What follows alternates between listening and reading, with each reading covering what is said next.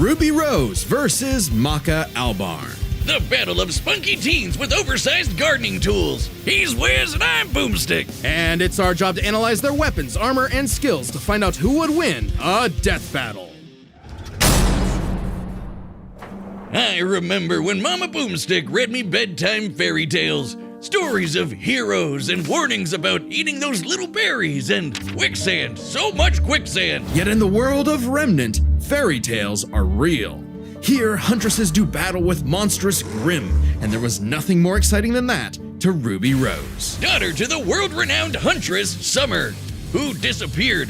Little Red really wanted nothing more than to be a huntress. Her dedication paid off. Admitted into Beacon Academy 2 years ahead, a premier school for huntsmen and huntresses, Ruby clearly showed prodigious talent. Not just that, she's got the weapon geek gene just like yours truly. Ruby doesn't leave home without her trusty Crescent Rose. It may look like a high-tech scythe, and it is, but it's also a gun!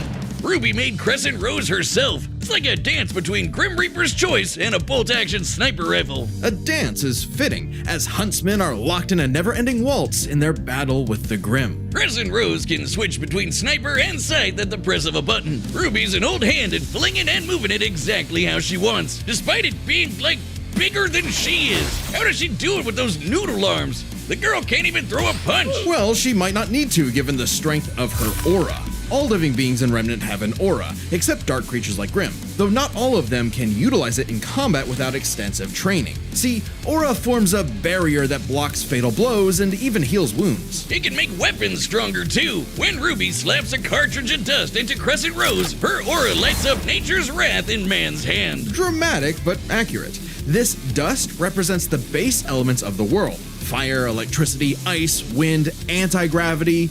Does that last one count? Rule of cool, Wiz. She's got the eyes of a hawk, and when she shoots you with dust, a bullet wound's the last thing you'll be worried about. With enough of a boost, ice dust can freeze over whole mechs, and she can power up her kicks to crater military-grade steel. A person's aura may be limited, but Ruby can keep track of hers with this handy health bar on her not smartphone. Ruby blasted through Huntress classes with flying colors. Almost right away, she was appointed the leader of her own group, with Weiss Schnee, Flake Belladonna, and Big Sis Yang Xiaolong. Oh! I get it! Team Ruby! But Ruby's hope for many years of learning with her friends would be dashed as evil machinations spread like wildfire. And with a flash of silver light, Beacon had fallen. Ruby's friends? Dead. Her school? Totally wrecked. Her sister? Disarmed. All because of a lover's spat that went way too far. Salem saw the world divided, and it was time to say goodbye to any happily ever after. But Ruby wouldn't give up like that, so she set off to change the world. Even as Crescent Rose began to feel heavier and heavier. Could she really save the world like her fairy tale heroes? All she did is what she's always done and never stopped moving forward. Because Crescent Rose wasn't the only thing she needed. She had to improve her semblance too. Right. While aura is essentially the manifestation of one's soul, the semblance is an expression of their personality. Basically, it's a superpower farmed by aura. And Ruby's got super speed. Or a teleport? Or what is she doing exactly? Close. This is Petal Burst, a mixture of speed, teleportation, and intangibility. Ruby can rocket from one point to another in milliseconds. By literally bursting into petals. Sort of. According to Best Robo Girl Penny, Ruby's semblance is extremely complex and variable. It involves breaking her body down to its molecular components before zooming off in complex paths, negating the laws of mass entirely. AKA Super Speed Plus. And Nora is Best Girl. Ruby's petal burst is so quick she can make flying missiles look completely still. Good luck tagging her with a bullet.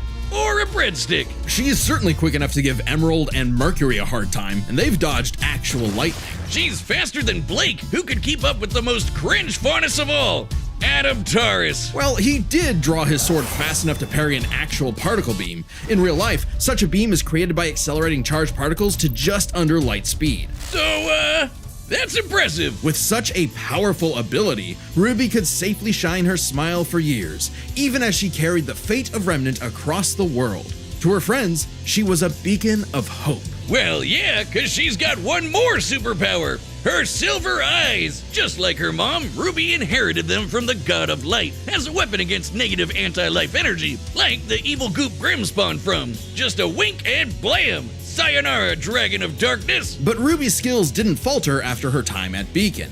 As she journeyed across Remnant, she leveled up to compete with all sorts of powerful magic and mechanized foes. Her team could even match the Ace Ops, an elite squad of longtime professional huntsmen. Including Harriet, whose super speed semblance was totally outclassed by Petal Burst, and Vine, whose aura was strong enough to contain a bomb that was about to decimate the whole city of Mantle.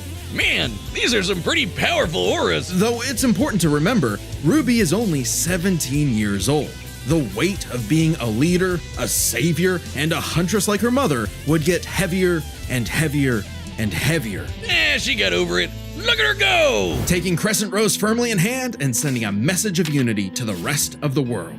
Ruby had finally left the fairy tale behind, taking one more step toward the day we've waited for. Today's battle is sponsored by Prize Picks. We all make decisions every day, but on Prize Picks, making the right choice can get you paid. And hey, football season is just kicking off right now, so it's the perfect time to jump in and join the hype. It's easy to play, just pick more or less on 2 to 6 player projections. If you get your picks right, you could cash in. Simple as that. Let's see, I got more on Barkley for those rushing TDs, more on Jones on those passes, but Allen, 234 yards? I'm gonna go less. Sorry, Bills. Prize Picks puts users first, so withdrawals are fast, safe, and secure. And if one of your players leaves the game for good, they offer injury reboots to save you from some real bad luck. That's a lifesaver. Download the app today and use code DEATH to get $50 in lineups after you play your first $5 lineup. That's code DEATH to get $50 in lineups after your first $5 lineup. Prize Picks. It's good to be right. A sound soul dwells within a sound mind and a sound body. But all the unjust evil souls of this world are on the Disney Fast Pass to becoming a Kishin. Destructive gods mutated from good-natured souls. A Kishin could plunge the world into chaos and madness. If only someone could stop them. Bing bong, it's the DWMA. Welcome to Death Weapon Meister Academy, where death rules. Literally, his name is Death. Here, Lord Death tasks humans to become spiritually talented meisters of demon weapons. AKA people who are also a weapon. No, really, they transform into weapons. Guns, ninja stars, hammers, you name it. A Meister weapon pair kills and consumes lost souls to keep the Kishin away. Jack the Ripper? More like Jack the Fraud. And so, the demon weapon Soul was paired with the dutiful rising star, Maka Albarn. Talk about your classic teacher's pet. The kind of girl who leaves an apple on the desk and goes, "Teacher, you forgot to give us homework," and then we jump them. As if Soul's any better, a weapon who's too concerned with being cool to do any real work. Hey, Soul's not just any demon weapon, he's a scythe, and he's got his sights on upgrading to the highest level of Death Scythe. Which would be a high honor. And lucky for Soul, Maka always aims high. With that common goal, Maka and Soul formed the Dream Team. All they needed was 99 Kishin eggs and the soul of a witch. Easy, right? Maybe, since Maka is extraordinarily perceptive at spotting and examining souls. She can detect spiritual presences from millions of yards away, and can discern its nature, stability, and emotions. Time for class then. The two trained hard, but their styles kinda weird. Okay, so Maka guides Soul in the direction she wants to go, but Soul, the scythe, does all the actual movements himself. Maka's the Meister, Soul's the weapon. Like conductor and instrumentalist, a Meister weapon pair cannot work in harmony without total cooperation. Too bad their teamwork sucked. They fumbled the easiest chance for Death Scythe status, F-. Maka just could not get in tune with Soul's wavelength. She was skilled, sure, more skilled than most. Keyword, most. There were plenty of rivals showing her up, like Blackstar and Tsubaki. Really puts a damper on the straight A's when this show-off is doing better than you. It was up to Maka and Soul to improve their teamwork through Soul Resonance. What I said about wavelength wasn't metaphorical. Rather, wavelengths are the means with which Meister and weapon draw strength through each other. Think of two wavelengths as different emotional amplitudes that must merge at one alignment. If the Meister's the guitar and the weapon's the amp, then they create a feedback loop to increase its frequency. That's soul resonance. Soul resonance creates a telepathic link and surges their strength and speed. And preps them for cool scythe moves like the Witch Hunt Slash, a big energy strike that puts the L in evil. As the name implies, it works especially well against witches and other evil creatures. It's not exclusive or anything. It's actually really deadly against evil because of Maka's rare anti-demon wavelengths. Basically, being a goody little two-shoes gets her the power of purity or whatever. Maka and Soul were becoming a synchronized unit, though one would sometimes need to rein in the other's idiotic habits. And the other guys gotta stop their annoying overthinking, Wiz. But everything changed after a, unique encounter with Krona, which nearly killed Soul. Now Soul had an ogre pal in his head, waiting for him to swing on over and play the piano. Yep, Soul got infected with black blood. Black blood was specially brewed as a weaponizable blood. It hardens and strengthens its user's body, inside and out, increasing their physical ability. They can even block blades with their bare skin. Too bad it comes with a little side effect of madness with a capital M. A force of fear and sadness all living things possess, which threatens to ruin the world.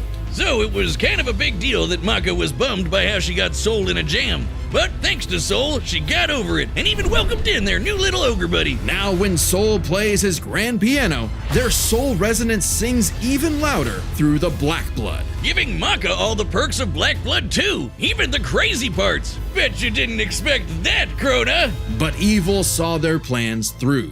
The Kishin Asura had arrived. Madness was spreading everywhere. So Maka and Soul had to lock in and upgrade their witch hunt to the even stronger demon hunt slash. They went on even more missions to reap souls with classmates like Blackstar, and that guy outran his own shadow. Perhaps the most obvious evidence ever of faster than light speeds, and Maka could finally keep up with him. Pair that with her fight with the demon tool Gopher, who could obliterate whole mountains, and you've got one hell of an ass kicker. And yet, Maka's relationship with Soul still faltered. Soul was the real star here. Even other Meisters were trying to take him as a weapon, away from Maka. I mean, he literally moves himself, so Maka couldn't help but wonder if she was holding him back all along. But Soul said the truth. In all of their missions, their teamwork was the key to their victory.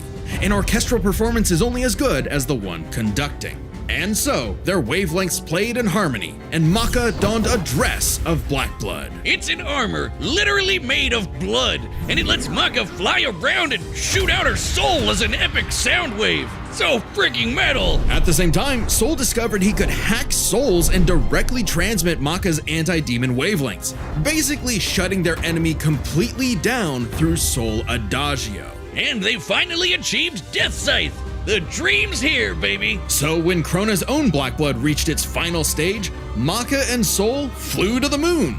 A moon small and unassuming, but so dense it has the same mass as the planet itself. The very world's sanity was at stake. Krona might have gone insane, but Maka still reached out to their new friend Soul, until the Kishin showed up to ruin everything. Come on, Asura, they're having a moment here. Timing, bro. In what would be Maka's final exam, Maka, Soul, and all of their friends faced off against the Kishin. And she passed. A+. Maka pulled her weight and perfected her teamwork with Soul. Their wavelengths were pitch perfect. Asura did everything he could to separate them, crater them into the moon, punch holes in Maka's chest, tamper their souls with madness, and each time they successfully realigned their wavelengths. Until they kicked his ass with one final upgrade, the Kishin Hunt Slash. Maka Chop! Now that's what I call absolute cinema. Because a sound soul dwells within a sound mind and body. So should you feel overwhelmed by evil's roars, just write 4242564 whenever you want to knock on death's door. Congratulations to us. Wiz, your ego is showing. It always is. And why not? This death battle is episode 200. Well, yeah, it's a big deal, so we've got a big discount on our website to celebrate. That's www.deathbattle.gg. Website members already get awesome deals like exclusive Death Battle merch, the whole episode archive, including episodes not on YouTube, and a bunch of behind-the-scenes goodies.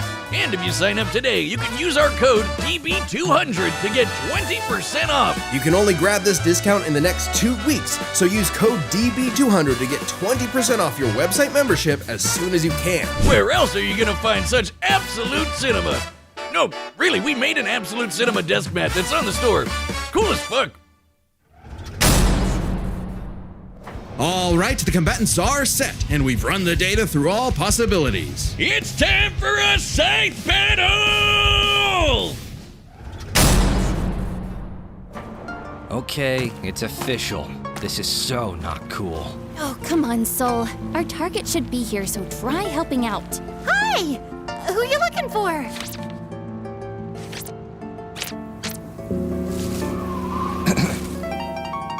Little Red Riding Hood, your humanity has strayed from its just path, and the Shinigami has called for you. Your boyfriend turns into a scythe. Oh, that's so cool! Your soul is ours!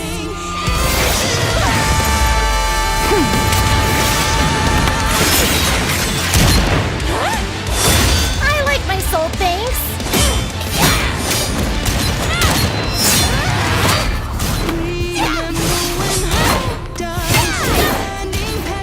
Won't lie, Red. Your moves are sick, but too slow for my Meister. You haven't seen anything yet. Focus. She's good, but we can handle it. Let's go, Soul Resonance!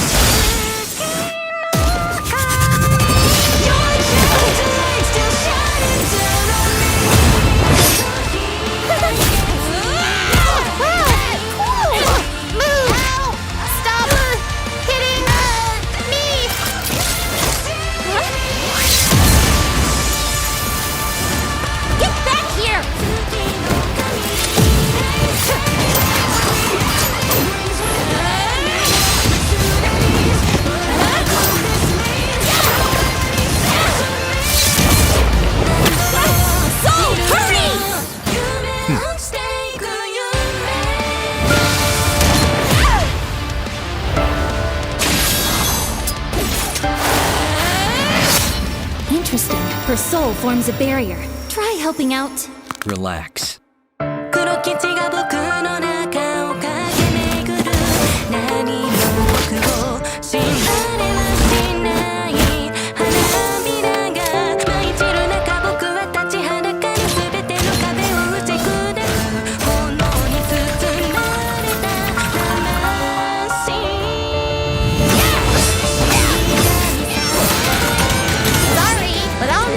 Fighting.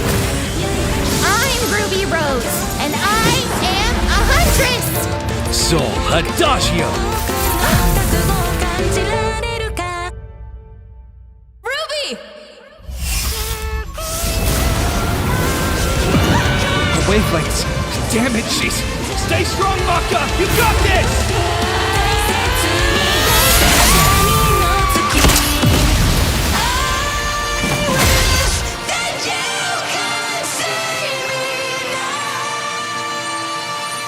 A simple, honest soul.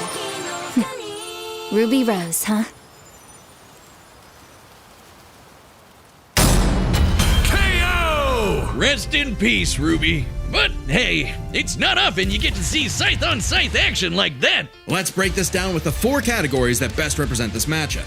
First, strength. Or a supercharged Ruby's strength way higher than you'd think, like kicking this Grim through steel. But Maka's soul resonance could match Gopher, who destroyed mountains. Now, Team Ruby did defeat Vine, whose aura contained a bomb that could have wiped out a city. Adding up their flight speed and how far Harriet said they'd have to fly to avoid the blast, that's a 366 kiloton bomb. It's possible Ruby's own aura possesses a similar level of, say, energy strength, though her semblance obviously can't replicate what Vine did. Black Blood Maka got blasted by Asura into the moon. Yeah, it's small, but its mass is the same as Earth's, right? Putting Asura's strikes at 2 quadrillion tons of TNT, over 5 billion times higher than Vine. So, Maka takes strength, but speed wasn't as clear-cut.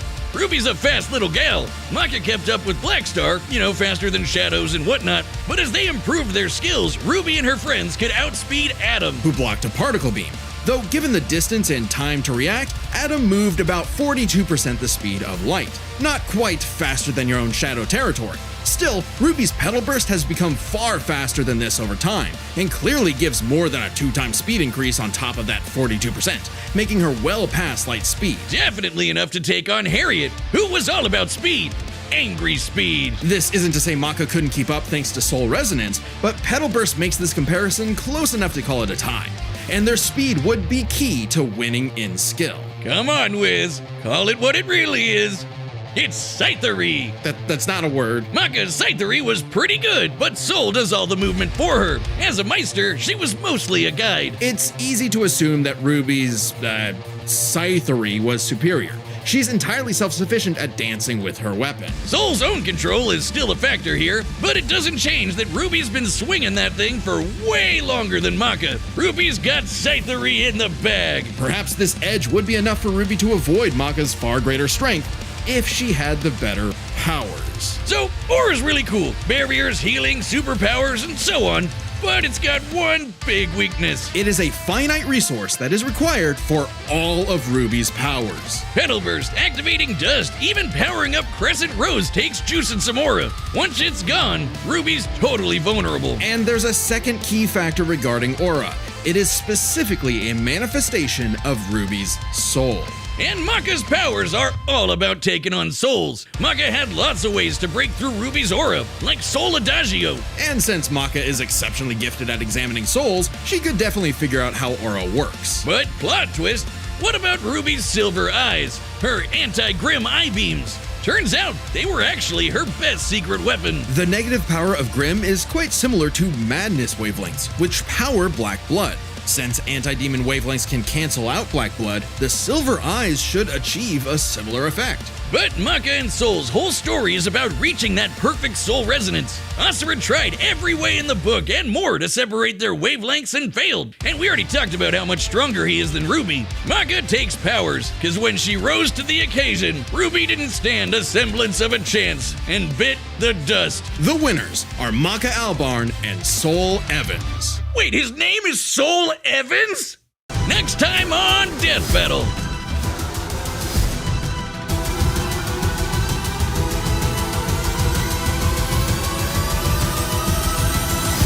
Subscribe and join as a member to see more Death Battle. Thanks for watching.